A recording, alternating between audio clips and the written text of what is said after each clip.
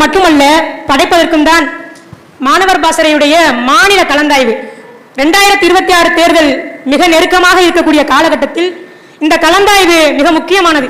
நாம் தமிழர் கட்சியில் பல பாசறைகள் இருக்கலாம், ஆனால் வருகின்ற 2026 தேர்தலிலே மிக முக்கியமான பங்களிப்பு நாம் தமிழர் கட்சியுடைய மாணவர் பாசறைக்கும் இளைஞர் பாசறைக்கும் தான் இருக்கிறது. நாம் தான் இந்த களத்தின் கதாநாயகர்கள், நாம் தான் இந்த களத்திலே முன்னின்று களமாட வேண்டியவர்கள்.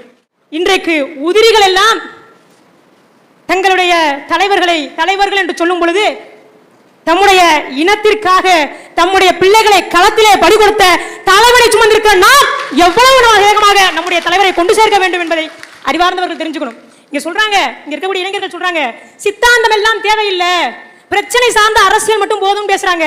அந்த இளைஞர்கள் தான் இந்த நிலத்திலே ஆபத்தானவர்கள். ஏனென்றால் இந்த நிலத்தில் எந்த சிக்கல் வந்தாலும் அதை சித்தாந்தத்தை கொண்டுதான் நாம் தீர்க்க முடியும்.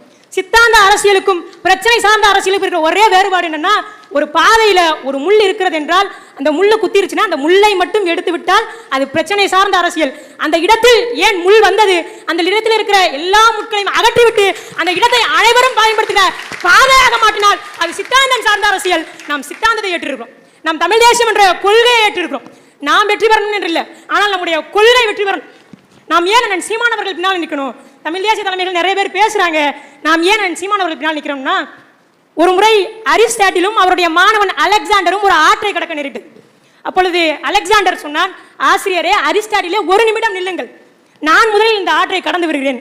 அதுக்கு அரிஸ்டாட்டில் கேட்டார், நான் உனக்கு ஆசிரியர், உன்னை இந்த உலகத்தை ஒற்றை குடையின் கீழ் ஆட்சி செய்ய வைத்த உனக்கு ஆசிரியர், நான் செல்லக்கூடாதுன்னு சொல்றியான்னு. அதற்கு அலெக்சாண்டர் சொன்ன பதில் என்ன தெரியுமா?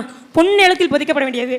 அலெக்சாண்டர் சொன்னது, ஒரு அரிஸ்டாட்டில் நினைத்தால் 1000 அலெக்சாண்டரை உருவாக்க முடியும், ஆனால் 1000 அலெக்சாண்டர் நினைத்தாலும் ஒரு அரிஸ்டாட்டிலை உருவாக்க முடியாது. நாங்களும் சொல்லுகிறோம், நாம் தமிழர் கட்சி பிள்ளைகள் நாங்கள் அத்தனை பேரும் சேர்ந்தாலும் ஒரு சீமானை உருவாக்க முடியாது.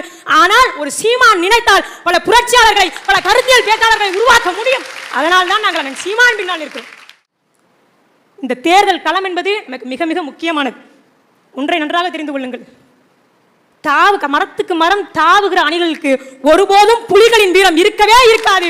புலிகளுக்கு தான் புலிகளின் வீரம் இருக்கும். நாம் புலிகள், நாம் அதிலும் விடுதலை புலிகள்.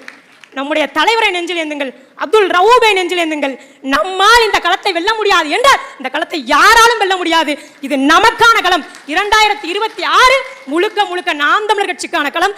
அதிலும் மிக முக்கியமான வேலை நமக்கு இருக்கிறது. நம்முடைய கல்லூரிகளில், நம்முடைய பள்ளிகளில் நம்மோடு படிக்கக்கூடிய மாணவன் அரசியல் புரிதல் இல்லாமல் பேசினால் அவனை தற்கூரி என்றோ, அவனுக்கு அரசியல் தெரியலன்னோ பேசாதீங்க. மாறாக நம்முடைய தலைவரையும், நம்முடைய சித்தாந்தங்களையும், நம்முடைய அரசியல் கோட்பாடுகளையும் பேசுங்க.